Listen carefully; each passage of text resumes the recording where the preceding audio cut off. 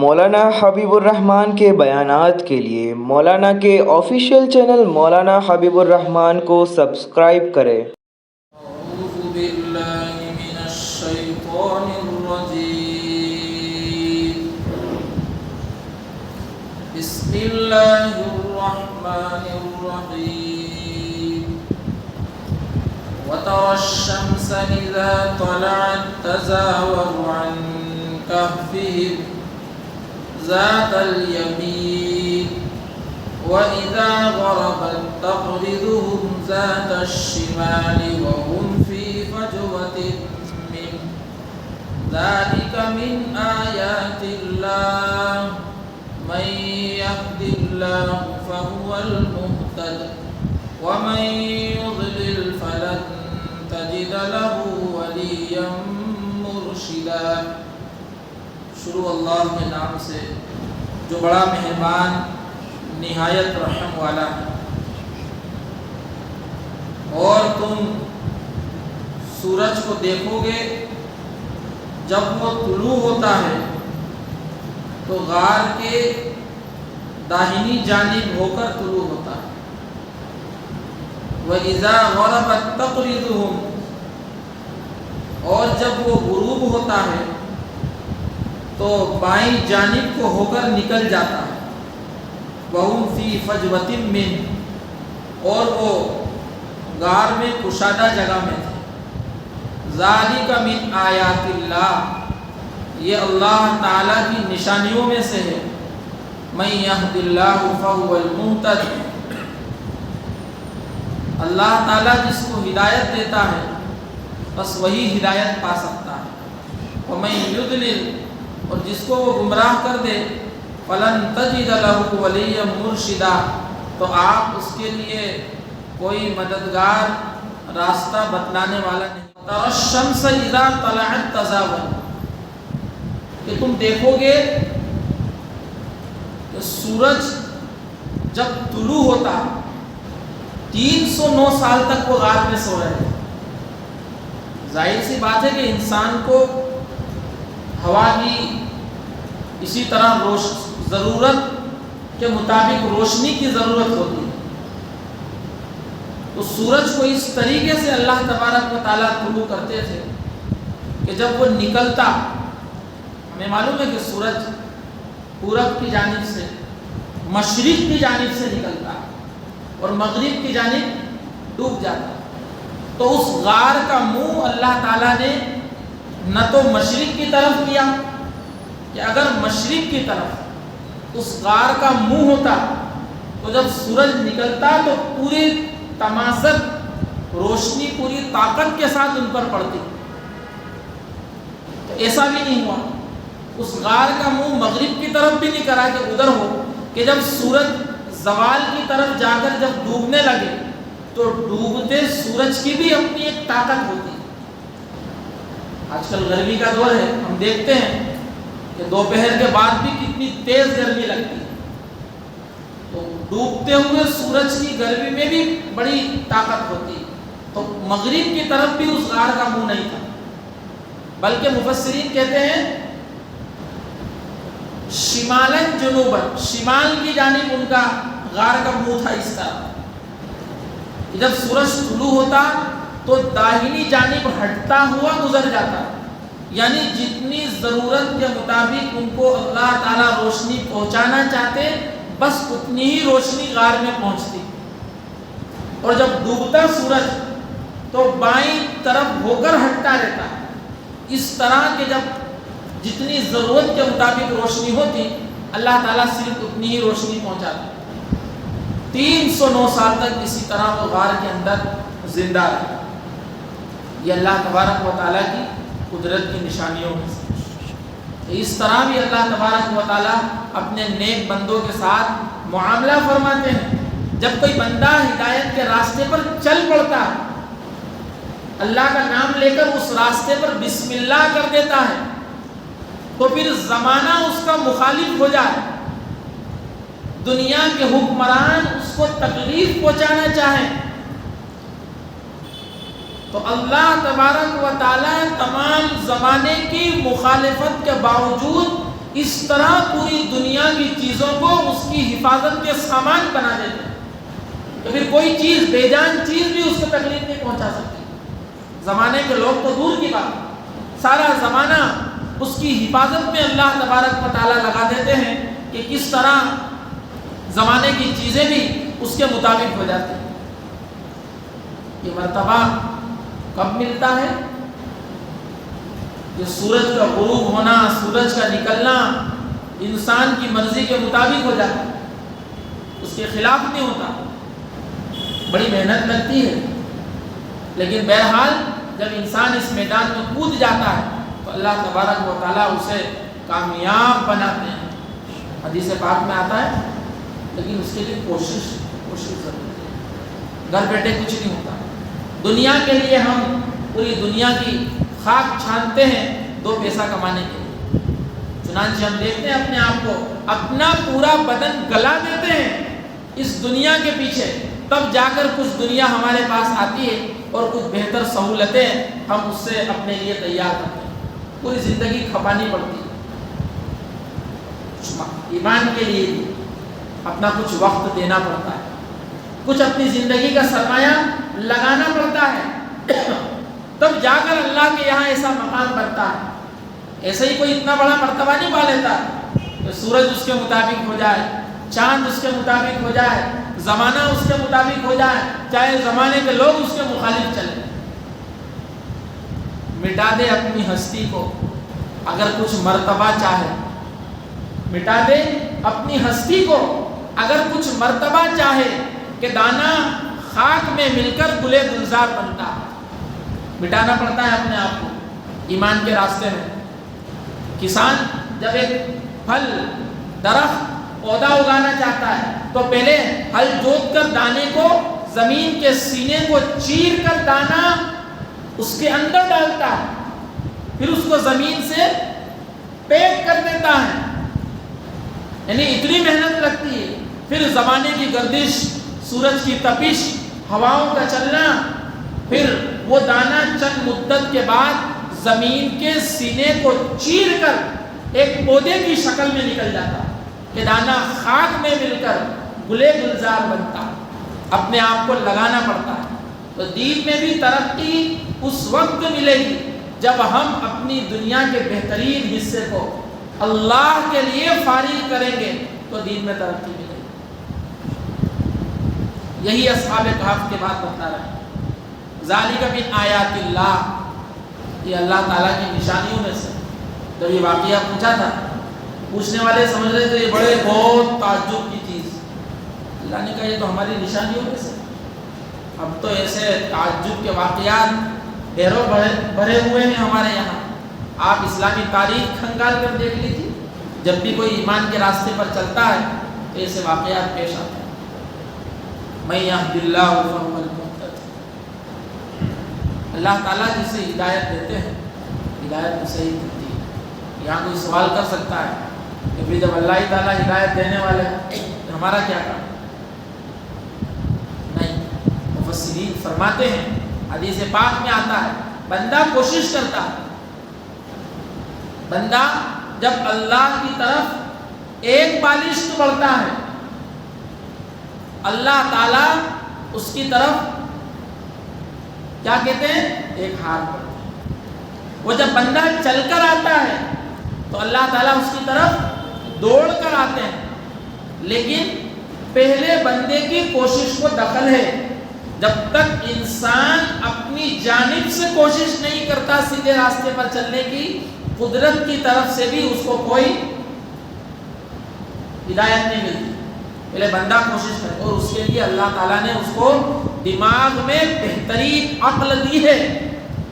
کل سے کوئی یہ کہہ سکے ہم تو پہچانتے نہیں تھے، تو اتنی بہترین عقل تمہیں دی، بیوقوف بنا کر تھوڑی پیدا کیا تھا۔ اچھے برے کو دنیا میں تو آپ خوب سمجھتے تھے، ذرا سی بات تو آپ کے دل کو خوب لگ جاتی تھی۔ تو اتنی بڑی چیز میں آپ نے غور کیوں نہیں کیا کہ میرا بنانے والا مجھ سے کیا چاہتا ہے؟ کون ہے میرا پیدا کرنے والا؟ میں اس دنیا میں کیوں پیدا ہوا؟ کیوں نہیں سوچا آپ نے؟ دنیا کے پیچھے تو ساری سوچ آپ نے لگا دی۔ تو اللہ نے بہترین عقل دی، اس کا استعمال کرنا چاہیے کہ ہمارا پیدا کرنے والا بنانے والا ہم سے کیا چاہتا ہے. بندے کی بہرحال کوشش کو دخل. من یہد اللہ فہو المہتد. لیکن حقیقت کیا ہے؟ اللہ تعالیٰ جسے ہدایت دیتے ہیں ہدایت اسی کو ملتی ہے. ومن یضلل، اور جس کو اللہ تعالیٰ گمراہ کر دیتے ہیں، فلن تجد له ولیا مرشدا. اللہ فرما رہے ہیں کہ پھر آپ کسی کو اس کا حمایتی اور صحیح راستہ بتلانے والا، یعنی اللہ تعالیٰ نے چاہ لیا ایک مرتبہ میں اس کو گمراہ کرنا ہے، پھر کسی کی مجال نہیں. ابو جہل کے پاس حضور پاک صلی اللہ علیہ وسلم ہدایت کا پیغام لے کر گئے، لیکن اللہ کی جانب سے گمراہی کا سامان پہلے ہی لکھا جا چکا. ابو لہب کے پاس آپ گئے، مکہ کے مشرکین کے پاس گئے، لیکن اللہ کے یہاں لکھا جا چکا تھا کہ اب یہ ہدایت نہیں پا سکے گی. تو نبی کی ذات بھی انہیں ہدایت پر نہیں لا سکی. کیوں؟ اللہ کا انتظام پہلے ہی کام کر چکا تھا کہ ابھی انہیں ہدایت نہیں ملے گی. ومن یضلل، جسے ہم گمراہ کرتے ہیں، فلن تجد له، تو آپ پھر اس کے لیے نہیں پائیں گے ولیا مرشدا، کوئی حمایتی، کوئی صحیح راستہ بتلانے والا پھر نہیں پائیں گے آپ. اس لیے اللہ سے ہدایت کی دعا مانگتے رہنا چاہیے ہمیں کہ پوری زندگی اللہ ہمیں اپنے سیدھے راستے پر چلنے کی توفیق نصیب کرے.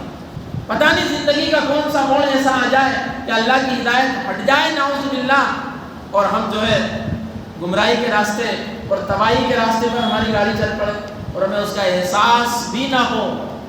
اس لیے ہدایت کی اور سیدھے راستے پر چلنے کی ہمیشہ اللہ سے دعا مانگنی چاہیے. اور یہی تعلیم ہر نماز میں اللہ تبارک و تعالیٰ نے ہمیں دی. امام جب قرات کرتا ہے، آپ جب اکیلی نماز انفرادی طور پر اکیلے نماز پڑھتے ہیں، تب بھی ہر انسان اپنی نماز کی شروعات الحمدللہ سے کرتا ہے. تو اس میں کیا کلمات سکھائے گئے ہمیں؟ ایاک نعبد و ایاک نستعین اہدنا الصراط المستقیم. آپ ہی کی عبادت کرتے ہیں اور آپ ہی سے مدد طلب کرتے ہیں. کس چیز کی بھائی مدد؟ کھانے کمانے کی؟ یہ ساری چیزیں اپنی جگہ ہیں، لیکن کس بات کی اصل حقیقت کیا ہے؟ ایاک نعبد و ایاک نستعین اہدنا الصراط المستقیم. سیدھے راستے، کیونکہ حقیقت میں سارے خزانے اور سیدھے راستے پر چلانے کی طاقت و ہمت اور قدرت یہ اللہ کے قبضے میں ہے. پھر آگے کہا وَتَحْسَبُهُمْ أَيْقَاظًا وَهُمْ رُقُودٌ. کہ اصحاب کہف جب غار میں سو رہے تھے وہ حالت بیان کہ اگر آپ ان کو دیکھ لیتے، ان کی حالت آپ ان کو دیکھ لیتے تو کیا ہوتا؟ تو آپ کو ایسا محسوس ہوتا، ایسا لگتا کہ وہ سو نہیں رہے بلکہ جاگ رہے ہیں. حقیقت میں تو وہ سو رہے تھے، لیکن دیکھنے والا ان کو دیکھے تو کیسا لگے کہ وہ تو جاگ رہے ہیں. مفسرین کہتے ہیں کہ اس طرح اللہ نے ان کو سلایا کہ ان کی آنکھیں کھلی ہوئی تھی. ان کی آنکھیں کھلی ہوئی تھی، جیسے ایک لیٹنے والا بیدار ہو کر، ایک انسان بیداری کی حالت میں لیٹتا ہے اور آنکھیں کھلی ہوئی رہتی. کوئی دیکھ لے تو کہ ہاں بھائی ابھی سویا نہیں ہے، ابھی یہ جاگ رہا ہے. نقصان پہنچانا، چوری کرنا، تکلیف پہنچانا اتنا آسان نہیں ہے، ابھی جاگ رہا ہے.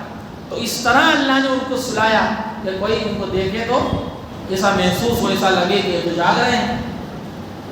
وَنُقَلِّبُهُمْ ذَاتَ الْيَمِينِ وَذَاتَ الشِّمَالِ. 309 سال تک سلایا. انتظامات بھی تو ایسا ہی کرنا ہے. تو اللہ فرما رہے ہیں کہ ہم انہیں عدلتے بدلتے رہتے تھے. وَنُقَلِّبُهُمْ ذَاتَ الْيَمِينِ وَذَاتَ الشِّمَالِ. دائیں بائیں جانب ہم ان کو کروٹیں دیتے رہتے تھے. کیوں؟ اس لیے کہ انسان کا باڈی کا وہ حصہ جو زمین کی طرف لگا رہتا ہے اس کو صحیح طور سے آکسیجن نہیں مل پاتا. تو اس لیے اللہ تعالیٰ نے انسان کے اندر یہ خوبی رکھی ہے کہ سونے کی حالت میں وہ خود بخود، حالانکہ سونے کو حدیث پاک میں موت کا ہی ایک حصہ قرار دیا. دیکھو اس لیے تو ہمیں دعا سکھلائی گئی کہ جب سوئیں تو دعا پڑھیں سنت کے مطابق، اللہم بسمک اموت و احیا. بھئی اللہ تعالیٰ ہی یہ ساری چیزیں، موت بھی دینے والا، دوبارہ زندہ کرنے والا. تو موت گویا نیند یہ موت کی بہن ہے. نیند موت کی بہن. ایک طرح سے دیکھنے والا اس میں ایسا لگتا ہے کہ یہ آدھا ادھورا تو مرا ہوا ہی ہے. سونے والا انسان تو کوئی زندوں کی طرح کام نہیں کر سکتا نا. تو اگر سودے کی حالت میں اللہ تعالیٰ کھینچ لے، اس کی سانس بھی بند کر دے تو پڑھائی دے جائے وہ. اس وجہ سے اللہ تعالیٰ نے یہ بات کہی. اور نقلبہم ذات الیمین و ذات الشمال. ہم انہیں کروٹیں بھی دیتے رہتے تاکہ ان کا جسم صحیح اور سالم رہے. اب اس کے بارے میں करवटें कैसे देते थे, यानी कितने वक्त में अल्लाह ताला उनको करवटें देते थे। कुरान ने तो इसको बयान नहीं किया, कुरान ने तो सिर्फ इतना ही कहा है कि हम उन्हें करवटें देते रहते।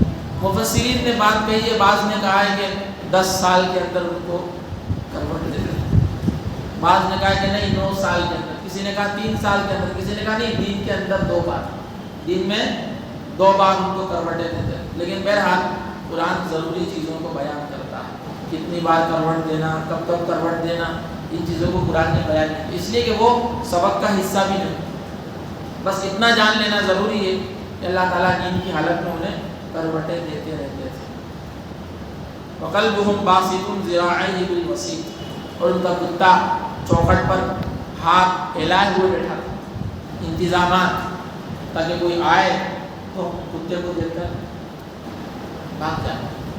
चौखट पे खरीदारी के लिए बताया था कुत्ते के मुताल्लिक। वैसे तो कुत्ता बुरी चीज़ है, हदीस पाक में कहा है कि कोई कुत्ता शौकिया अगर पालता है तो अल्लाह ताला रोज़ाना उसके नामाए आमाल में से 2 क़िरात का अजर काट लेते हैं, शौकिया कुत्ता पालने के लिए। कोई शौक के अंदर कुत्ता पाल रहा है कि मुझे कुत्ते पालने का शौक है, हाँ, एनिमल से बहुत मोहब्बत है आजकल लोगों को, इंसानों से मोहब्बत नहीं। इंसानों की जान पानी की तरह और एनिमल से मोहब्बत, जानवरों से मोहब्बत। एनिमल लवर्स बहुत घूम रहे हैं आजकल, इंसानों से मोहब्बत करने वाला कोई नहीं। हालांकि अल्लाह पाक ने क्या, एक शायर ने कहा, दर्द दिल के वास्ते पैदा किया इंसान को, वरना तो कुछ कम न थे ताअत के लिए कर्रो दिया।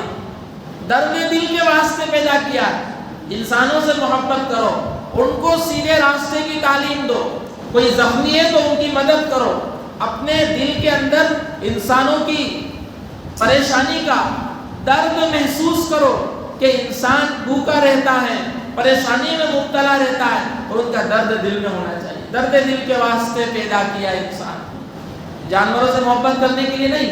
लेकिन बहरहाल इसका ये मतलब भी कोई ये ना निकाले कि हम कोई इस्लाम जानवरों से नफरत करना सिखाता, उनके भी हुकूक की अदायगी इस्लाम ने बतलाई।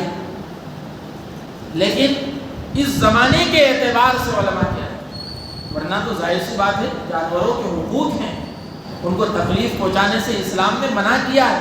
एक ऊँट आया दरबार रिसालत में और अपना सर रख कर बैठ गया, आपने फरमाया इसका मालिक को ने बुलाओ। दरबार नबूवत में आए, आपने मालिक को बुलवाया कि मालिक कहाँ है इस ऊँट का। एक साहबी रसूल तशरीफ लाए गया, रसूल अल्लाह मैं मालिक हूँ इसका।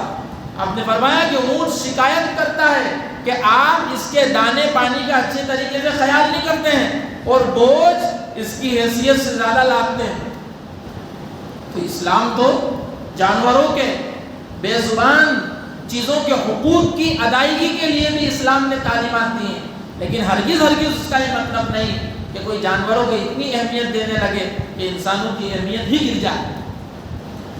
चुनांचे आपने कहा कि इसके दाने पानी का ख्याल रखो। एक औरत को हदीस पाक में आता है कि क़यामत के अंदर इस वजह से उसको अजाब दिया जाएगा कि उसने बिल्ली पाली थी और उसके दाने पानी का और खाने पीने का सही तौर से ख्याल नहीं किया और बिला वजह उसको पीटती रहती। इस वजह से उसको, इसलिए अगर कोई जानवर पालता है, रखता है, पहली बात तो ये सारी चीज़ें होनी नहीं चाहिए, लेकिन अगर कोई रखता है तो जानवरों के खाने का, उनके पीने का सही तौर से इंतज़ाम हो सके, सही वक्त पर उनको खाना दिया जा सके, उनके भी हुकूक हैं।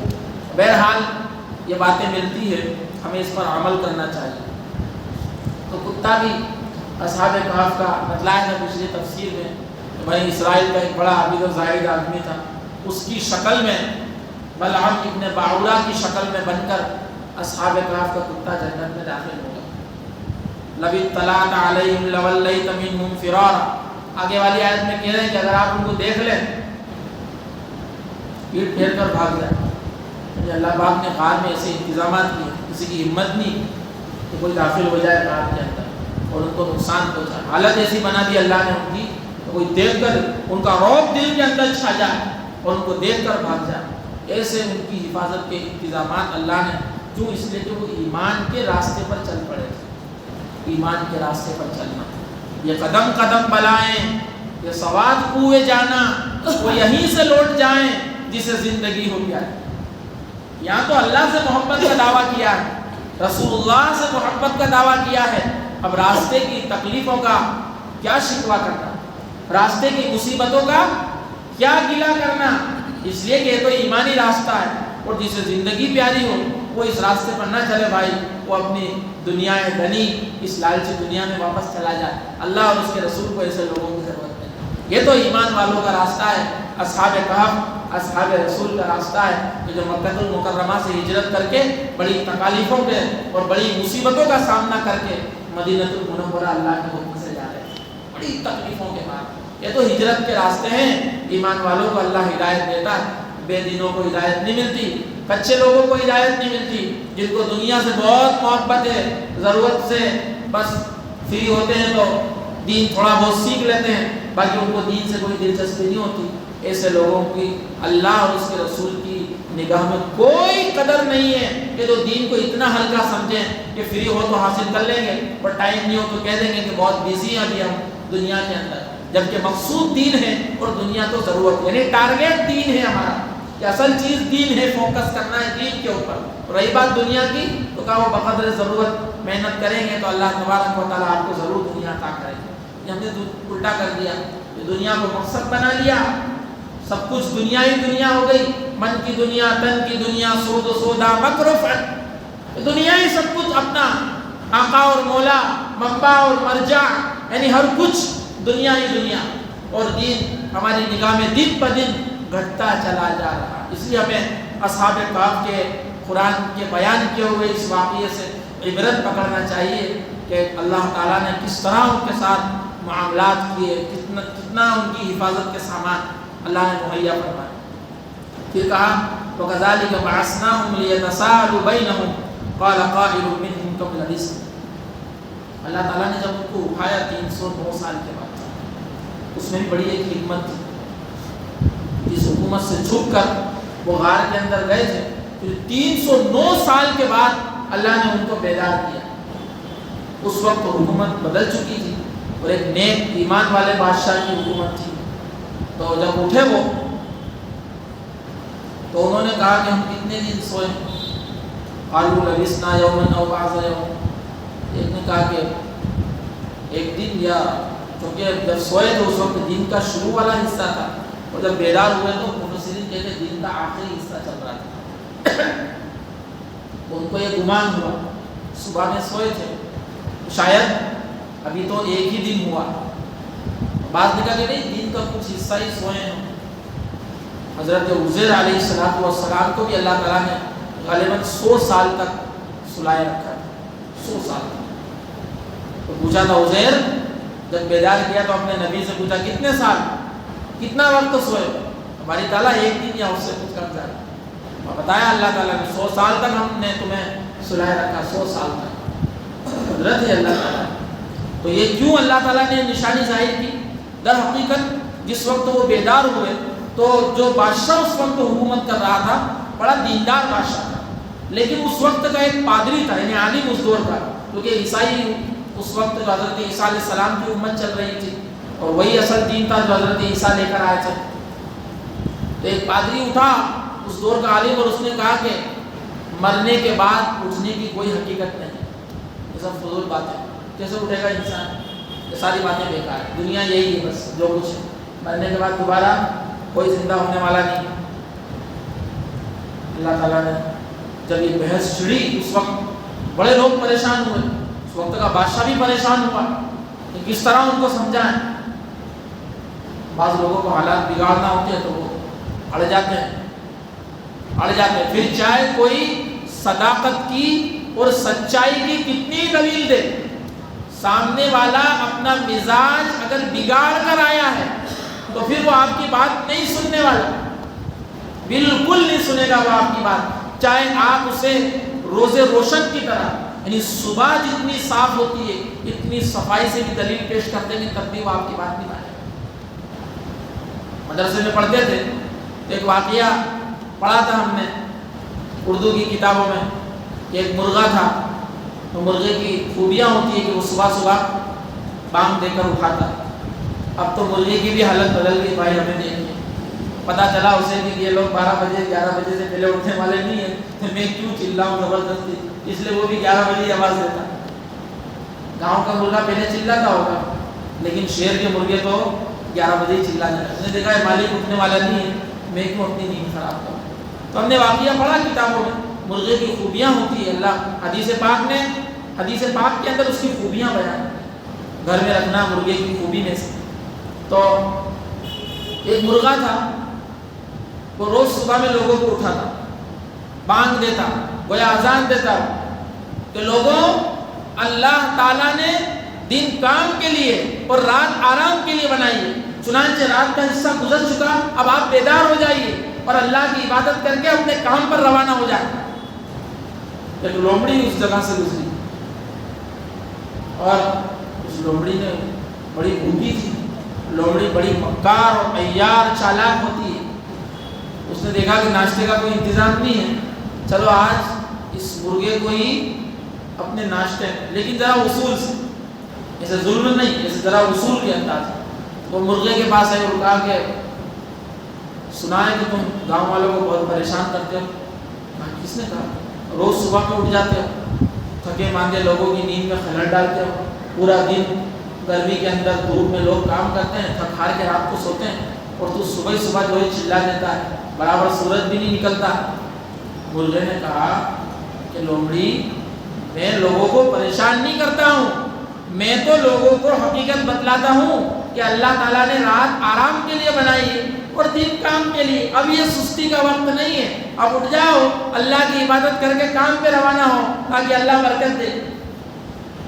لومڑی نے کہا کہ نہیں، تیرا ارادہ غلط ہے۔ بات مرغے کی صحیح تھی، قرآن میں بھی ہے وَجَعَلْنَا اللَّيْلَ لِبَاسًا، رات تو آرام کے لیے، وَجَعَلْنَا النَّهَارَ مَعَاشًا، دن کام کے لیے۔ لیکن لومڑی نے کیا کہا؟ اتنی صاف دلیل کو بھی اس نے نکار دیا، نہیں، مجھے تو تیرا ارادہ غلط ہی لگتا ہے اور تو لوگوں کو پریشان کرتا ہے، لہذا میرا فرض بنتا ہے کہ تیری اس پریشانی سے جو تو لوگوں کو پہنچاتا ہے، میں لوگوں کو نجات دوں، اور نجات اسی طریقے سے ہو سکتی ہے کہ میں تیرا معاملہ چٹ کر دوں، صاف کر دوں، ناشتے کا بھی انتظام ہو جائے اور لوگوں کو تیری پریشانی سے چھٹکارا۔ چنانچہ آخر میں وہ شعر لکھا ہے، بگڑتی ہے جس وقت ظالم کی نیت، نہیں کام آتی دلیل اور حجت۔ جب ظالم کی نیت بگڑ جائے تبھی دلیل اور حجت کام نہیں آتی۔ تو اللہ تبارک و تعالیٰ نے اصحاب کہف کا اس تذکرے کے اندر بڑے زبردست سبق اس امت کو دیے ہیں۔ اور پھر کہا کہ بلا وجہ کی بحث میں نہیں پڑنا چاہیے کہ آپ کتنے دن سوئے، کتنے دن نہیں سوئے۔ تو اس وقت حکومت میں زبردست واقعہ ہوا، پادری نے کہا کہ یہ کوئی ایسی بات ہے کہ مرنے کے بعد کوئی کیسے زندہ ہوگا۔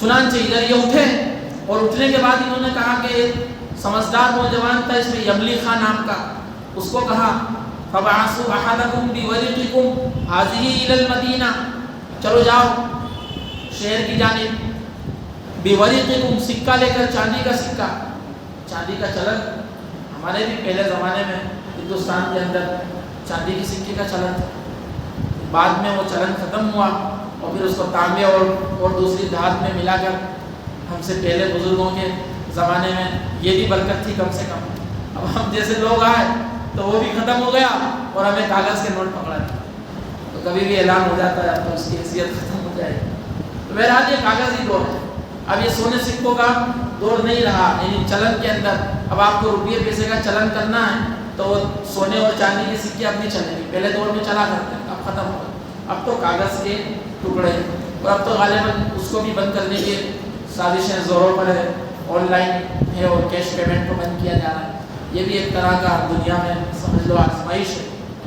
بہرحال بِوَرِقِكُمْ، کہ آپ لے جاؤ چاندی کے سکے کو، إِلَى الْمَدِينَةِ، شہر کی جانب، فَلْيَنْظُرْ، اور دیکھنا ذرا، أَيُّهَا أَزْكَىٰ طَعَامًا، صاف ستھرا کھانا لانا، کچھ بھی کھانا پتہ ہی چلا کہ جب کوئی چیز خریدار کرنے جائیں تو ذرا تحقیق کر لیں، ایسا نہیں کہ کچھ بھی کسی کی بھی دکان سے اٹھا کے لیا، اس نے کچھ بھی ملاوٹ کر رکھی ہو، پتہ نہیں کیا کیا ڈال رکھا ہو. فَلْيَنْظُرْ أَيُّهَا أَزْكَىٰ طَعَامًا.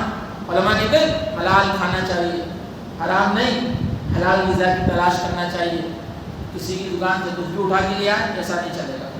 بِوَرِقِكُمْ فَلْيَأْتِكُمْ بِرِزْقٍ مِّنْهُ, اور ان سے لیا نہ کھانا. وَلْيَتَلَطَّفْ, نرمی سے پیش آنا, کہ ایسا نہ ہو کہ شہر والے تمہیں پہچان لیں اور حالات برے ہو جائیں. اس لیے پتہ چلا کہ ہمیں بھی نرمی سے پیش آنا چاہیے, سختی سے نہیں, نرمی سے معاملات کرنے چاہیے.